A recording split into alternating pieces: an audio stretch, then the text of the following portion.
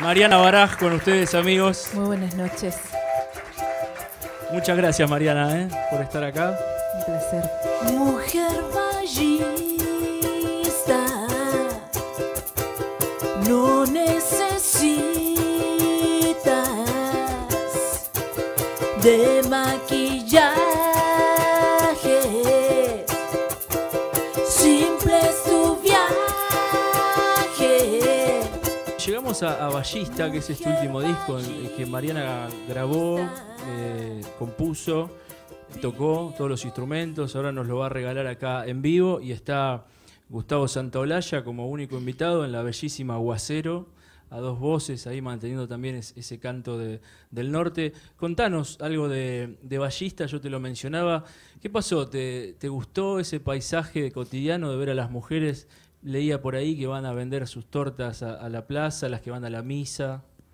Sí, en realidad fue una combinación de, digamos, de situaciones y de ideas, porque, bueno, mi vida así, el cotidiano, desde que vivo en Salta, es constante interacción con la gente que vive ahí, la gente que, sobre todo, yo vivo en una zona también muy rural y bueno, estoy todo el tiempo interactuando con la gente del lugar, que es muy, muy hermosa y muy amorosa también. Entonces, bueno, me ha pasado de ponerme a charlar y que te van contando historias, y también es como otro tiempo, ¿no? El ritmo es bastante diferente al ritmo con el que yo venía, digamos, de Buenos Aires, que, bueno, venía así como bastante acelerada y de pronto el lugar ya te impone así como bajar unos cuantos cambios y uno después de a poco ya va entrando, ¿no?, en esa sintonía. Después ya te llaman de Buenos Aires a la hora de la siesta y decís, Desubicado. ¿quién es el desubicado que está llamando a esta hora? Así que uno también va entrando como en esa sintonía y bueno, y la gente también del lugar todavía se toma el tiempo, ¿no?, para charlar, para contarte historias, para venir a tu casa, tomar unos mates, como que no está toda esa locura más de la ciudad y la vorágine así en la que uno por ahí a veces entra. Mujer ballista, viviendo el día, manos que amasan, años que pasan. Bueno, yo estaba así también una tardecita y sentada en la plaza del pueblo y veía pasar a las mujeres. Bueno, hay como un ritmo, ¿no?, medio estándar que bueno, que determinadas cosas empiezan a pasar, el movimiento después de las 5:30, a ciertas horas, claro. 6 de la tarde. Entonces, bueno, está ahí sentada y las veía pasar y también la forma que tienen las mujeres y cómo se visten y la manera que tienen de hablarte y también la personalidad, ¿no? Como que son mujeres con mucho carácter también y a la vez muy, muy graciosas, muy divertidas, que tienen así como un humor muy especial, muy pícaras también, claro. Sí. Entonces, bueno, estaba ahí sentada y las veía pasar y muchas me hacen acordar a mi abuela Paulina. Ella nació en Santiago del Estero y, bueno, estaba ahí sentada y las veía pasar y pensaba en mi abuela, ¿no? Así como, bueno, ella murió ya hace muchos años y en un momento se me ocurrió pensar en una historia que tiene que ver con mi abuela, que es que ella se murió y nunca conoció el mar. Entonces, para mí era algo como muy común esto de ir al mar. Uh-huh. Y bueno, entonces las veía ahí que pasaban y me preguntaba si ellas alguna vez conocerán el mar. Y me quedó ahí dando vueltas esa idea. Después volví a la casa y me puse a tocar y y empezó a salir esta canción Mujer Ballista, que bueno, está inspirada en toda esta historia que estoy contando. Plaza del pueblo, prepara sonriente, tortilla al rescoldo, y yo me pregunto si alguna vez conocerás el mar, si alguna vez conocerás el mar.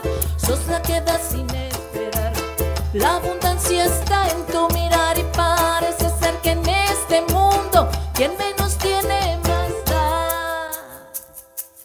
Hace algunos 6, 7 años que te fuiste a Salta ahí por cuestiones de tu vida personal que no sé si querés contarnos. Sí, por supuesto. Y ahí se te ve muy bien y nuevamente conectada y arraigada a las mujeres de los valles calchaquíes, del Valle del Lerma.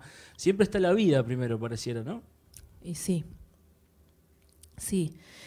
Bueno, primero voy a contar que hace ya 6 años que vivo en Salta, muchos saben. Y bueno, y me llevó lo más lindo de la vida, que es el amor. Y como siempre digo, uno tanto buscar su norte, de pronto Vos lo encontraste allá. ahí lo encontré. Y bueno, sí, hace ya 6 años que vivo en Cerrillos, que es el primer pueblo, camino Cafayate, saliendo de Salta capital. Bueno, es un lugar muy hermoso, muy mágico y muy inspirador también. Y bueno, y este disco, como el anterior también, Sangre Buena, ya es un disco que compuse en Salta. Y bueno, ya hay muchos colores y aromas y sonidos que se respiran todo el tiempo en Salta, ¿no? Salta es cuna del folclore Ni hablar, sí. y hay mucha música por todos lados. Y bueno, entonces ya muchas de las composiciones tienen que ver desde Sangre Buena con ese paisaje. Sí, ¿no? con ese paisaje. Hubo un color muy, muy particular que también está todo el tiempo en el aire, que son los violines del Chaco salteño, que son increíbles y hermosos.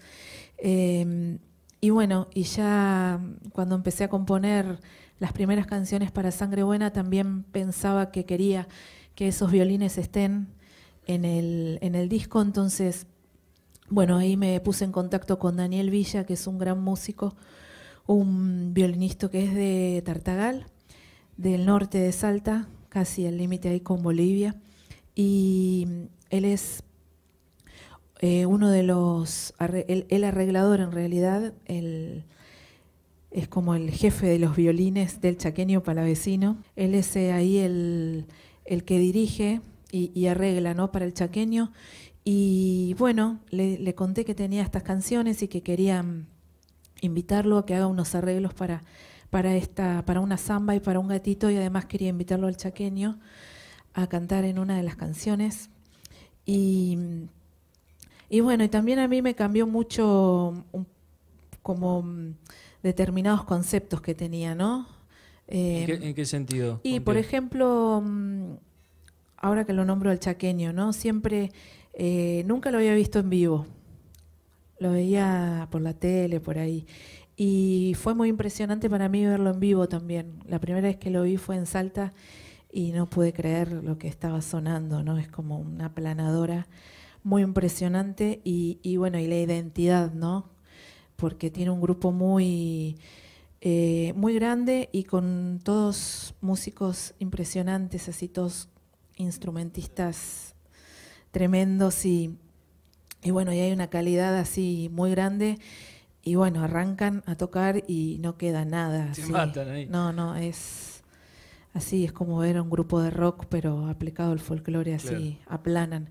Y bueno, y todo ese color a mí también me impactó mucho, así que a partir de ahí también algunas temáticas de las canciones y todo tuvieron más que ver por momentos más con la forma tradicional dentro de lo que puedo yo abordar como una pieza tradicional.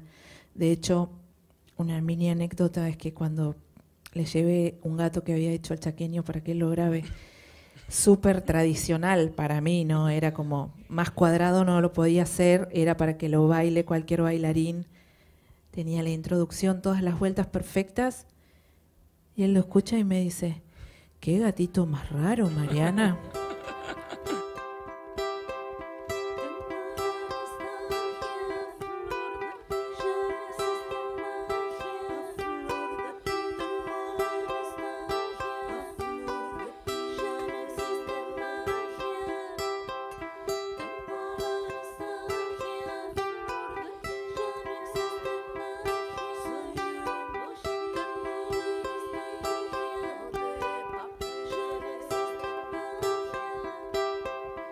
Como verán, está todo el set aquí preparado.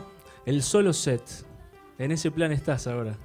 Así es. Sí, en realidad es un formato que me viene acompañando hace muchos años, porque si bien desde que comencé con mi proyecto solista siempre tuve grupos diferentes, en paralelo tocaba sola. Así que, bueno, es un formato que ya tiene 16 o 17 años. Y bueno, de alguna manera este último disco es como una especie de asignatura pendiente porque este formato era el único que no tenía su disco. Entonces, desde que comencé con Lumbre, Deslumbre, esos fueron los primeros discos que tuvieron un color más ligado al jazz, porque bueno, fueron grabados con grandes referentes de la escena del jazz, sobre todo de Buenos Aires, y luego ya el tercer disco fue como una especie ahí de bisagra, ¿no? De ya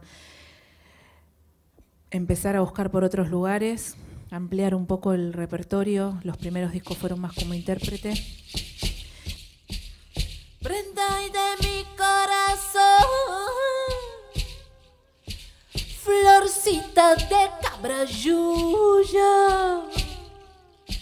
¿cuándo me estarás diciendo lo que quieras? Todo es tuyo. ¿Cuándo me estarás diciendo lo que quieras? En 2002 aparece tu primer disco, que es Lumbre. Sí. Ahora está llegando aquí a Rosario y tocando en otras ciudades del país y por el mundo. Ya el séptimo álbum, que es Ballista. Pero es notorio cómo has ido virando, cambiando, buscando nuevas formas. Uno siguiendo tu discografía puede ver la fusión de estilos. Desde ese comienzo, más yacero. Quizás por la herencia de eso, familiar, ese arranque desde ahí. La verdad es que no lo sé, se fue dando así. A mí, bueno, dar ese paso, ¿no? Que fue un gran paso para mí de venir participando y sumándome a proyectos de otros músicos, a empezar a armar un proyecto solista fue algo que me costó mucho. Años de terapia, diría. Porque fue difícil, porque yo venía tocando más como percusionista, cantando por ahí en algunos proyectos más, en otros menos, pero de alguna manera era ponerme en otro lugar, ¿no? Y bueno, era algo que a mí me producía así como mucho... ¿Qué temor? ¿Qué pasaba? Sí, temor. Salir sí, en sola, realidad, ¿no? claro, era como... Bueno, por un lado miedo, como que no sabía bien cómo encararlo ni cómo hacerlo, y no estaba tampoco muy segura, ¿no? de querer hacerlo. Entonces, bueno, fue así bastante complicado para mí, sobre todo como internamente, ¿no? Hasta que en un momento dije, bueno, es necesario dar ese paso, cueste lo que cueste. De pronto tenía como la sensación que yo sabía, en realidad, tenía la certeza más bien, que tenía como que atravesar así un muro y que atravesando ese muro iba a encontrar la felicidad. Y bueno, en un momento dije, bueno, es ahora. Quisiera pasar el día sin que me sienta la arena. Al amor ponele grillo y al diablo echale cadena. Al amor ponele grillo y al diablo echale cadena. Y después me pasó, hubo un libro que a mí me ayudó mucho, que se llama Free Play, que se los recomiendo. Que bueno, es muy amplio, ¿no?, el concepto del libro, pero a mí lo que me pasaba era que abría ese libro, es un libro que escribió un violinista. Y bueno, tiene diferentes capítulos. Y bueno, a mí me pasaba que yo abría ese libro que ya mi papá me decía, tenés que leer Free Play, tenés que leer Free Play. Y yo lo agarraba y era como que todo lo que leía era como que me sentía reflejada. Entonces me daba miedo lo que leía y me asustaba y lo cerraba y decía, este libro no está bueno. Y en un momento me pasó que pude leerlo y ahí fue como que empecé a poder como asimilar y empezar a desmenuzar todo lo que decía ese libro, ¿no? Y ahí me di cuenta que todo eso que decía era lo que a mí me venía pasando. Ando llorando pa' dentro, aunque me ría afuera. Así tengo yo que vivir, esperando a que me muera. Le doy ventaja a los vientos, porque no puedo volar. Vos de entrada aparecés en la escena argentina de música, agarrando un repertorio del norte o de clásicos Sí. y llevándolos a tu territorio, a tu zona de exploración, que en ese momento era la del jazz, pero de entrada flasheaste con ese repertorio, digamos, de grandes compositores, de folclore. Eso está desde la infancia, desde la adolescencia, desde la escucha de discos. Sí, desde siempre en realidad. Hay toda una parte que tiene que ver con mi historia familiar, por mi papá Bernardo Baraj. El jazz siempre estuvo muy presente. Así es que en mi casa se escuchaba, bueno, a los grandes músicos de jazz, a los saxofonistas, a John Coltrane, a Miles Davis, todos esos músicos, bueno, genios, grandes improvisadores. Y luego se escuchaba otra música, se escuchaba de todo, pero siempre estaba ahí como muy presente el jazz y por ahí otros músicos más de fusión, pero siempre muy creativos y muy locos, como Hermeto Pascual. Bueno, todos músicos que a mí también me marcaron y que tienen que ver con mi formación y con toda la información, ¿no?, que he ido adquiriendo. De tarde y salido, de noche y llegado, de tarde y salido, de noche y llegado.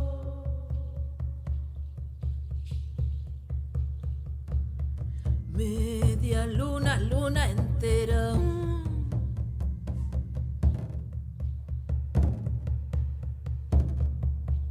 Esta china no es cualquiera. Después en el tercer disco, que es Margarita y Azucena, después sacás Churita, si no me equivoco, el cuarto, o Sí. antes ahí está el de los niños, no, está Churita. No, el de los niños salió en paralelo con Churita. Paralelo. Sí. Y ahí pasás del rol solo de intérprete a componer tus canciones. Y uno notó también que hay como una paleta un poquito más pop en de esa idea de folclore más abierto, latinoamericano. Tuviste un momento de pensar en abrir las fronteras, de seguir expandiéndote, y empezás a hacer tus canciones también, otro paso. Sí, fue un gran paso también. O sea, desde el primer momento que empecé con mi proyecto solista, sí hubieron algunas músicas que para mí fueron muy importantes y fundamentales, como fue el género del canto con caja. Y sabía que siempre mi punto de partida iba a tener que ver con ese género, que yo lo siento muy... que es un género que te da muchas posibilidades y que uno puede aplicar ese género a muchas músicas. Entonces siempre me gusta partir de una raíz folclórica y especialmente de las coplas, ¿no? Y bueno, justo para esa época, después de Margarita y Azucena, me llamaron para participar del MTV Unplugged de Julieta Venegas. Te fuiste con Julieta ahí. Sí. A tocar, como percusionista. Sí, como percusionista y bueno, también a cantar. Tuve bastante trabajo como cantante y bueno, y fue también un trabajo que a mí me marcó mucho porque fue de alguna manera el hecho de estar bastante tiempo en México con Julieta y con muchas mujeres que participaban de este disco, de esta grabación, como Natalia Lafourcade, bueno, Marisa Monchi, así había un equipo increíble, no solo mujeres, ¿no? Pero bueno, estaba la dirección artística de Jacques Morellenbaum y los arreglos. Margarita y Azucena, ay, no llores, ni tengas penas. Margarita y Azucena, ay, no llores, ni tengas penas. Margarita y Azucena, ay, no llores, ni tengas penas. Margarita y Azucena, ay, no llores, ni tengas penas. Margarita y Azucena, ay, no llores, ni tengas penas. Margarita y Azucena, ay, no llores, ni tengas penas. Con madera tan mojada, ay, no se puede hacer leña. Ama y Genia, me desvelas, me desvelas. Llévame pa' Cafayate y cámbiame por Algarroba. Ama y Genia, me desvelas, me desvelas.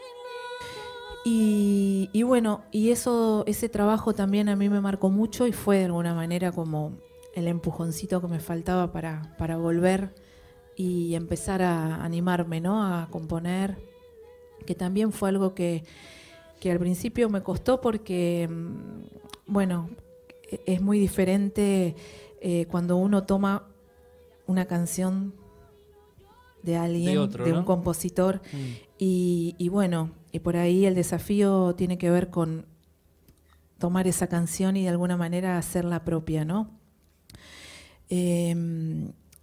Y a través de esa versión que uno pueda llegar a hacer de esa canción, uno está como exponiendo su punto de vista, ¿no? Acerca de la idea de otro. Pero cuando uno ya tiene que empezar a, digamos, hablar por una idea propia, también cambia mucho, como la aproximación. Entonces, bueno, también fue como un momento donde yo me sentía muy expuesta, sobre todo con las primeras canciones. Pero bueno, cada disco también me fue dando eso, ¿no? Como una plataforma para seguir creciendo, para seguir buscando.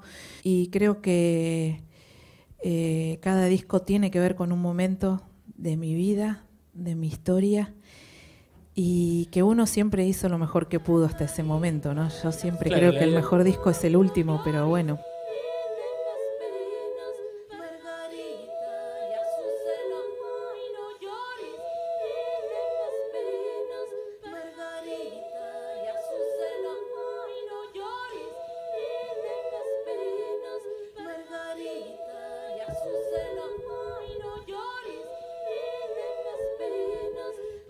Genia, me desvelas, me desvelas. Margarita y Azucena, ay, no llores, ni tengas penas.